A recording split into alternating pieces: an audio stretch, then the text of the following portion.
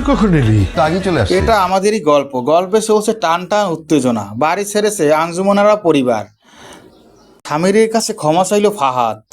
এমনই পর্ব সামনে আসতে চলেছে। তো বন্ধুরা, পর্বটি সম্বন্ধে জেনে নেওয়া যাক। ইতিমধ্যে আমরা দেখতে পেয়েছি অনেক কষ্ট নিয়ে আঞ্জুমানার পরিবার বাড়ি ছেড়েছে। তাদের বাড়ি ছাড়তে বাধ্য করেছে ফাহাদ, কিন্তু কিছু করার ছিল না। বাড়ি তাদের ছাড়তেই হবে। এরপরই বাড়ি ছেড়ে গ্রামের বাড়ির উদ্দেশ্যে রওনা দেয়।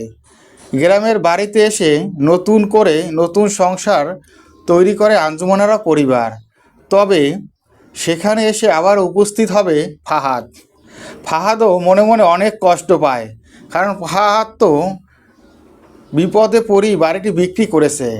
তাই সে বাবা মা ও ভাই সবার কাছে ক্ষমা চাবে, এই সিদ্ধান্ত নিয়েই সে গ্রামের বাড়িতে আসে। কিন্তু ফাহাদ গ্রামের বাড়িতে এলে কেউ তাকে সহ্য করতে পারে না।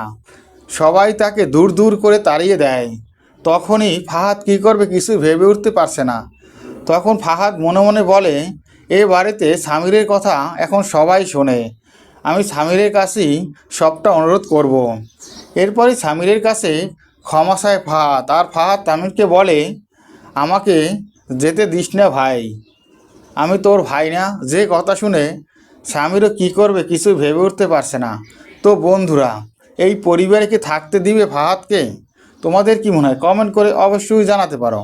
এটা আমাদেরই গল্প সিরিয়ালের প্রত্যেকটি আপডেট ভিডিও পেতে আমার চ্যানেলটি সাবস্ক্রাইব করে বেল আইকন অন করে রেখো। ধন্যবাদ।